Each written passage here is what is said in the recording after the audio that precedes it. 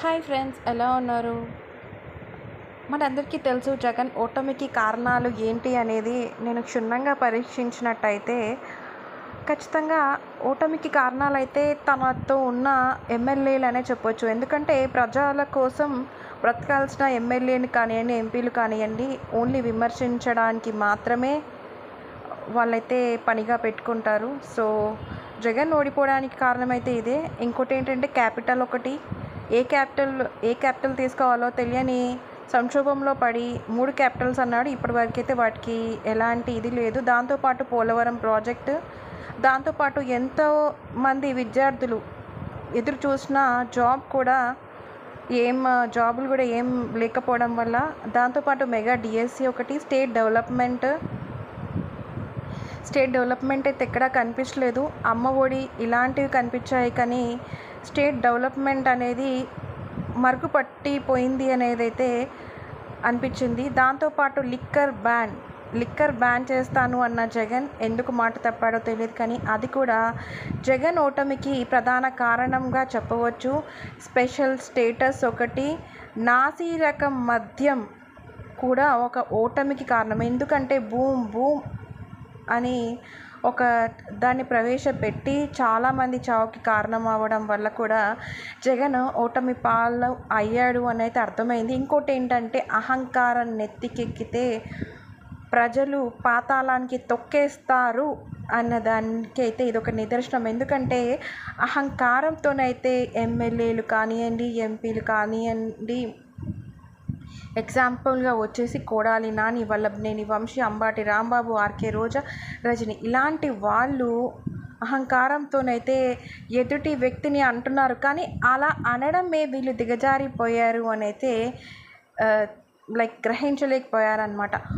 వైఎస్ఆర్సీపీ ఓడిపోవడానికి ఇంకో ముఖ్యమైన కారణం ఏంటంటే వాళ్ళ ఎంపీ మరియు ఎమ్మెల్యే ఎప్పుడు విమర్శించడానికి మాత్రమే ప్రెస్ మీట్ పెట్టేవాళ్ళు అనమాట. కానీ ప్రజల సమస్యల గురించి ఎప్పుడూ మాట్లాడే వాళ్ళైతే కాదు. దాన్ని ప్రతిపక్షం వాళ్ళైతే చాలా అలసుగా తీసేసుకొని చెప్పడం జరిగింది. అదైతే ప్రజల్లోకి బాగా వెళ్ళింది. దాంతోపాటు సొంత అమ్మ చెల్లియే తనకి వ్యతిరేకంగా మాట్లాడడం, అవన్నీ అయితే ప్రజలు నమ్మారనే చెప్పొచ్చు. ఇంకోటి ఏంటంటే ప్రాపర్ ఎడ్యుకేషన్ అనుభవం ఉన్న మంత్రులు అయితే ఇక్కడ లేరు, అంటే క్వాలిటీ ఆఫ్ మినిస్ట్రీ లేదు అని అయితే చెప్పొచ్చు మన జగన్ యొక్క పరిపాలనలో అయితే బ్రదర్. ఇంకా చెప్పాలి అంటే ఫ్రెండ్స్, ప్రజలకు అభివృద్ధి కావాలి, ఉచిత పథకాలు వద్దు అని అయితే క్లియర్గా అర్థమైంది. ఎందుకంటే అమ్మ ఒడి కానివ్వండి, చాలా పథకాలు అయితే పెట్టడం జరిగింది. దాంతోపాటు గవర్నమెంట్ ఎంప్లాయీస్ ఎందుకు అగెయిన్స్ట్ అయ్యారు అంటే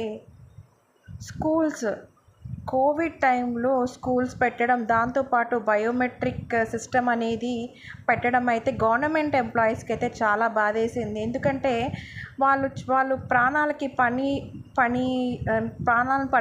కట్టుకొని మరి వచ్చి స్కూల్స్లో చెప్పడం, ఇవన్నీ అయితే దీనికి కూడా ఒక కారణం అనే చెప్పొచ్చు. ఓన్లీ ఉచిత పథకాలు జనాలకి ఇచ్చేసి జనాల నోర్లు మొయ్యాలి అనుకున్న జగన్కి మాత్రం ఈసారి అయితే చేదు దెబ్బ అనే చెప్పొచ్చు ఫ్రెండ్స్. ఏదేమైనా ఇంకోటి ఏంటంటే అక్క చెల్లెళ్ళు ఎందుకు ఓట్లు వేయలేదు అంటే, తను ప్రవేశపెట్టిన మందు అంటే బూమ్ కానివ్వండి, మద్యపానం నిషేధం అనే చేస్తానని చేయకపోవడం ఇవన్నీ చూసినట్టయితే అక్క చెల్లెళ్ళు వాళ్ళ భర్తను కోల్పోతున్న అక్క చెల్లెలు ఎందుకు ఓటేస్తారు అని అయితే తను గ్రహించలేకపోయాడు అనమాట. సో అది కూడా ఒక కారణం.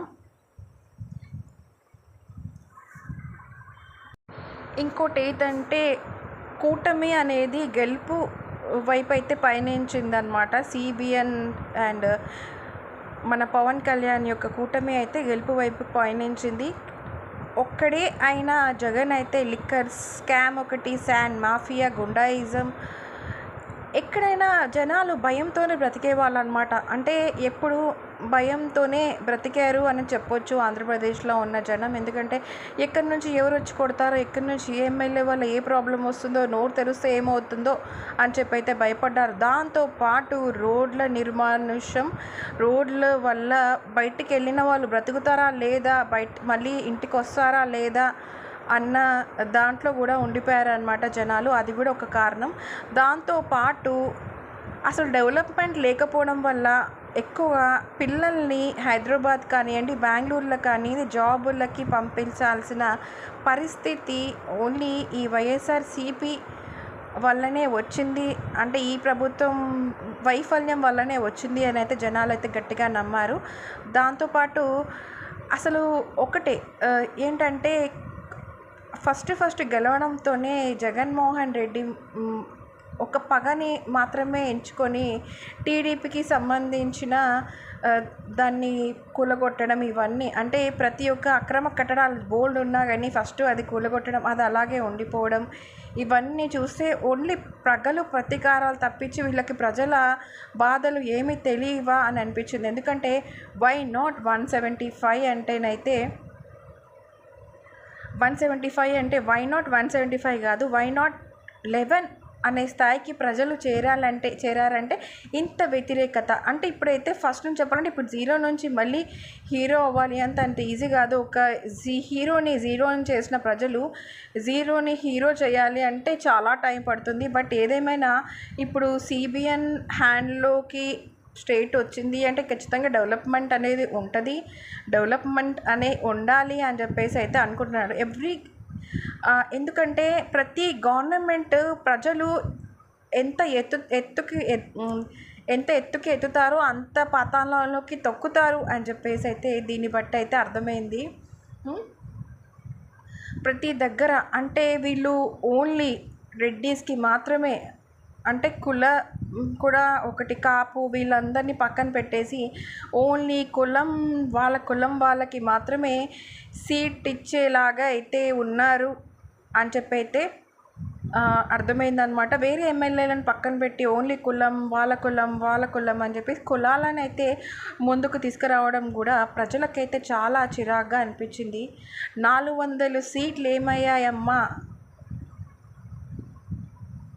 అసలు ఇంత గట్టి దెబ్బ తగిలింది అని అయితే అనిపిస్తుంది. బట్ ఏదేమైనా పేదల కోసం నిరంతరం పనిచేసేవారు, గొప్ప మనసుతో ప్రజలకు అంకిత భావంతో సేవ చేసేవారు ఎప్పటికీ భయపడరు, ఎప్పటికీ ఆందోళన చెందరు. వారు ధైర్యం మరియు శౌర్యంతో సమాజంలో తలెత్తి నిలుస్తారు. కానీ ఇప్పుడు జగన్మోహన్ రెడ్డి నాకు భయం వేస్తుంది, మాకేమైపోతుందో అని చెప్పేసి అంటున్నారు. కానీ ఈయన పరిపాలనలో మాత్రం నిజంగా జనాలే భయపడేవాళ్ళంట. ప్రజలను మోసం చేసిన ముఖ్యమంత్రి ఉన్నాడేమో కానీ ప్రజలే మోసం చేసిన ముఖ్యమంత్రివి నువ్వే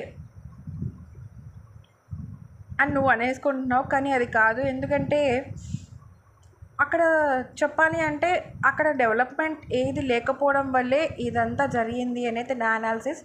అఫ్కోర్స్ ఇది నా పర్సనల్. ఎందుకంటే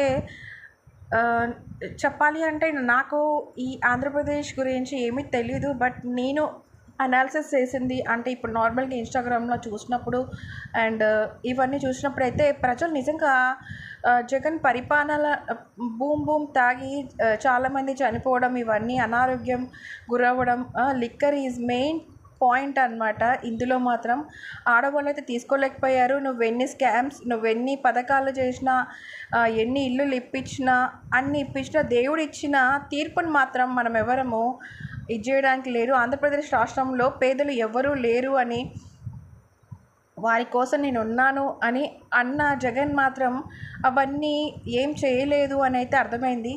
ప్రజలు ఇచ్చిన తీర్పును సీఎం అయితే ఖచ్చితంగా అంటే జగన్ అయితే ఖచ్చితంగా స్వీకరించాలి. కానీ తను స్వీకరించకుండా మళ్ళీ పెట్టేసేసి ఇలా ఎందుకైంది అలా ఎందుకైంది అనే కంటే కూడా నెక్స్ట్ ఏం చెయ్యాలి అని చెప్పేసి అనుకుంటే బెస్ట్. బట్ ఎవరు సీఎం అయినా ఏదైనా కానివ్వండి, ప్రజలకు సేవ చేయడం, ప్రజలకు న్యాయం చేయడం అనేది వెరీ ఇంపార్టెంట్ అనేది నా ఉద్దేశం. ఇంకోటి వాలంటరీలుగా పెట్టుకున్న వాళ్ళు అన్నీ ఇంటికి వెళ్ళి అన్నీ చేశారు, అన్నీ ఇచ్చారు, కరోనా టైంలో మేము అన్నీ చేసాము అని చెప్తున్నారు. కానీ వాలంటరీల వల్ల కూడా జనాలు భయపడే రోజులైతే వచ్చాయి, గొడవలు అయ్యాయి, ఇవన్నీ అయ్యాయి. సో ఒకటి ఇంకోటి ఏంటంటే సర్పంచుల యొక్క అకౌంట్లు జీరో చేయడం కూడా జగన్ ఒక పతనంకి కారణమైంది. ఇంకోటి ఏంటంటే 2 ఎలక్షన్స్లో కష్టపడి పనిచేసిన వైఎస్ఆర్ అభిమానులను పట్టించుకోకుండా వాలంటీర్లను పెట్టడం, అందరికీ అన్ని పథకాలు ఇవ్వడం వల్ల వైఎస్సీపీ నిజంగానే ఇది కూడా ఒక ఏమంటారు పాతాళానికి తొక్కేసిందనే చెప్పొచ్చు. ఎలక్షన్ చేయడం ఒకటే ప్రధాన కారణం. సో ఇంకా ఎక్కువగానైతే వాలంటీర్లనే పట్టించుకోవడం, ఇవన్నీ అంటే ఎవరు ఏంటి అనేది అర్థం చేసుకోకపోవడం, ఎప్పుడు తనని తను పొగుడుకోవడం, ఇవన్నీ అంటే వాళ్ళ ఎమ్మెల్యేలు ఏం చేసినా వెనకేసుకుని రావడం మనం చూసే ఉంటాం. చాలా ఎమ్మెల్యేస్ కూడా ఆడవాళ్ళతో అసభ్యంగా ప్రవర్తించడం అవన్నీ చూసాము. బట్ మీరు అవన్నీ పట్టించుకోకుండా అదంతా అది అపోజిషన్ వాళ్ళు చేస్తున్న కుట్ర అని చెప్పడం ఇవన్నీ. ఇంకోటి ఏంటంటే సహజమైన కారణాలు అధిక మొత్తంలో సిట్టింగ్ ఎమ్మెల్యేలను మార్చడమే. ఎందుకంటే ఇది చాలా ప్రమాదం. ఉద్యోగస్తులు అంగన్వాడీ హడావుడి కారణం అంటే వాళ్ళు ఈ పథకం ఆ పథకం అని చెప్పేసి చెప్పడం. దాంతోపాటు ప్రతిపక్షం వాళ్ళు వాళ్ళు ఇచ్చే పెన్షన్ కన్నా మేము పెంచుతాము అని చెప్పడం కూడా ప్రజలైతే ఈజీగా నమ్మేశారనమాట. దాంతోపాటు ఇసుక మద్యం కూడా కారణమైంది. ఎందుకంటే మాట తప్పని మడమ తిప్పని మన జగన్మోహన్ రెడ్డి మాత్రం మాట తప్పేసి అయితే తన మాటను తప్పేసి అయితే లిక్కర్ స్కామ్ అంటే ప్రభుత్వం ఓన్లీ లిక్కర్ ద్వారానే నడుస్తుంది అని చెప్పడం కూడా ఒక కారణమైంది.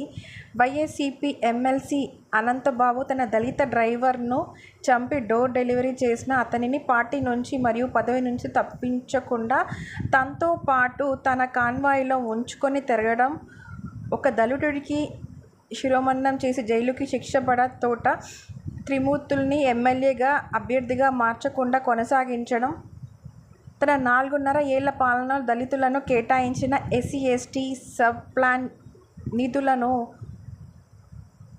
ఇంకా అవన్నీ తనకు అనుకూలంగా మళ్లించుకోవడం, విశాఖపట్నంలో డాక్టర్ సుధాకర్పై నడి రోడ్డుపై దాడి, తదుపరి అతని మరణం, విజయవాడలో నడి రోడ్డుపై దళిత యువతి దారుణ హత్య, మరో 2 దళిత డాక్టర్లపై వేధింపులు మరియు మరణం, అతనికి అత్యంత బలమైన ఓటు బ్యాంకును నిజంగానే చేసేసింది అని అయితే అర్థమైపోయింది. దాంతోపాటు అసలు రాజకీయాల్లో కూటమి అనేది ఒకసారి వస్తుంది, ఒకసారి రాదు. ఇంత పాతాళంలోకి పడిపోవడానికి కారణమైతే ఓన్లీ తన ఎమ్మెల్యేలు చెప్పే మాటల్ని నమ్మి ప్రజల యొక్క బాధల్ని కానివ్వండి, అసలు వేదనని కానివ్వండి అర్థం చేసుకోకపోవడం, తక్కువ రేట్లకు మద్యం వస్తుందని పురుషులు, అమ్మఒడి ఇంట్లో ఉన్న పిల్లలందరికీ వస్తుందని మహిళలు, 4,000 పింఛన్లు వస్తాయని వృద్ధులు ఓటు వేశారు. సో ఇదే అన్నమాట మెయిన్గా ప్రధాన కారణాలు. సో ఇంతకన్నా మీకు ఏమన్నా అనిపిస్తే కామెంట్లో చెప్పండి. నేనైతే నెక్స్ట్ వీడియో కూడా చేస్తాను ఇంకొన్ని నాకు తెలిసిన పాయింట్స్తో పాటు. సో నేనైతే నెక్స్ట్ వీడియోలో అయితే మీకు డీటెయిల్గా అయితే చెప్తాను. బట్ నేను జగన్కి ఒకప్పుడు సపోర్ట్ చేసేదాన్ని, కానీ నాకు ఈ జగన్ గెలవడు అన్నప్పుడు అయితే చెప్పానమాట, జగన్ ఎలాగో రాడు అని. ఎందుకంటే తప్పు జరుగుతున్నప్పుడు తప్పు అని చెప్పడంలో తప్పు లేదు కదా. Thank you so much for watching. Bye friends.